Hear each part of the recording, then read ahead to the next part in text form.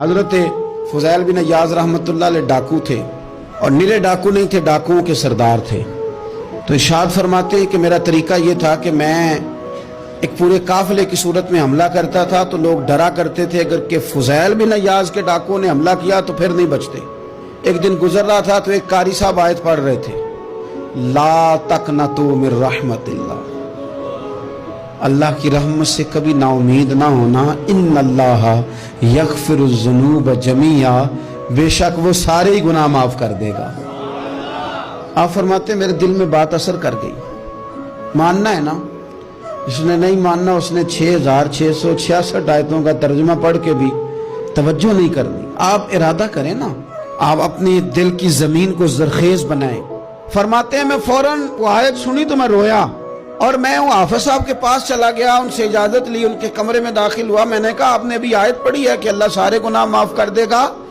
तो जिस बंदे ने कई साल डाके डाले हों, बेटियां रोती रहती हों पर वो माल लेके आ गया हो, माएं वास्ते देती रहती हों पर वो लूट के निकल आया हो, अब जी अगर वो बंदा भी सच्चे दिल से तौबा करे तो अल्लाह माफ कर देता है। तो आफो जी कहने लगे मैं कौन होता हूं तुम्हें कोई तफसीर बताने वाला, मैंने तो कुरान की आयत पढ़ी है।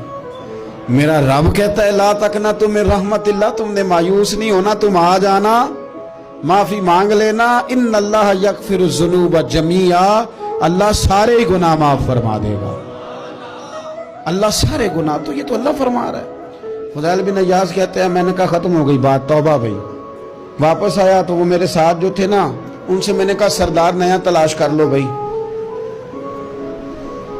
अब इरादे बदल गए, प्रोग्राम कुछ और हो गया। अब तो लोग हमें ताने देंगे, अब तो लोग बातें करेंगे कि उथे की लैन जाना है। फुज़ैल बिन अय्याज़ कहने लगे बस भाई तौबा करनी, अब तुम कोई और सरदार तलाश कर लो।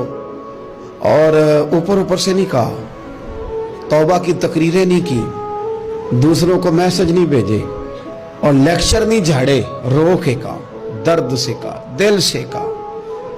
तो वो जो बाकी के थे ना, उन पर सरदार की बात का असर हुआ। कहने लगे सरदार हमने सरदार नया नहीं ढूंढना, अगर चोरियां मिल के की हैं तो अब तो इस तरह तो ना कर, तौबा भी मिल के ही करेंगे, अब अल्लाह अल्लाह भी मिल के ही करेंगे। अब बस तू अगर इधर जाएगा तो हम भी तो जाएंगे ना।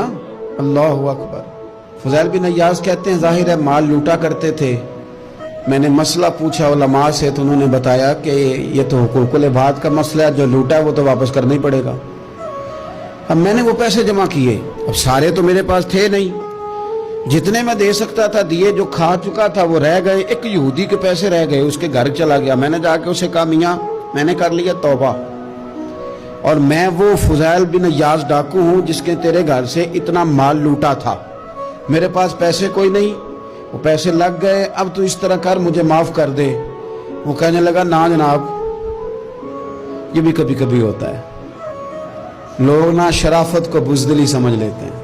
फुज़ैल बिन अय्याज़ से कहने लगा मैं तो पैसे लूंगा, ऐसे तो नहीं माफ करता। आप फरमाने लगे पैसे तो कोई नहीं, ये सच्ची तौबा है। वो कहने लगा फिर इस तरह करो, मेरी ऊंटों को चारा डालो, पैसे पूरे हुए तो चले जाना।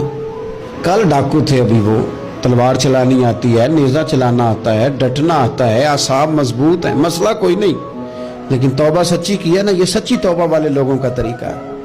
उससे कह सकते थे कि जा आज तो लबदनी ले ले, तुझे कहा माफ कर दे, तू तैयार ही नहीं मानने को। हज़रत फुज़ैल बिन अय्याज़ कहने लगे अगर ऊँटों को चारा डालने से तू माफ़ी देता है ना, तो मैं तेरे ऊँटों को चारा डालने को भी तैयार। क्यों कि राजी अल्लाह को करना है, अपने ज़मीर से बोझ उतारना है, बंदों के सामने सरखुरू नहीं होना, अल्लाह के हुजूर होना है।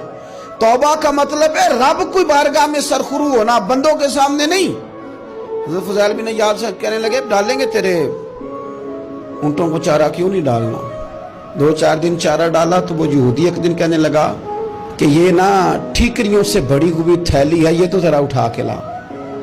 हज़रत फुज़ैल बिन अय्याज़ ने उठा के उसे दी, जब उसने खोली तो अशरफियों की भरी हुई थी।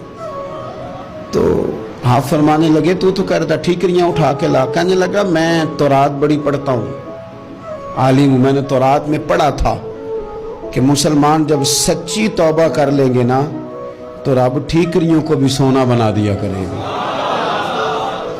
फिर ये मिट्टी के ढेले अशरफियाँ बना करेंगे تو میں نا تیری توبہ چیک کر رہا تھا, یہ اس میں میں نے روڑے بڑے ہوئے تھے, لیکن تو اٹھا کے لایا, تو تیری توبہ بھی سچی ہے اور تمہارا دین بھی سچا ہے. اب اس طرح کر, معافی اس شرط پہ دوں گا کہ مجھے کلمہ پڑھا تاکہ میں بھی مسلمان ہوں.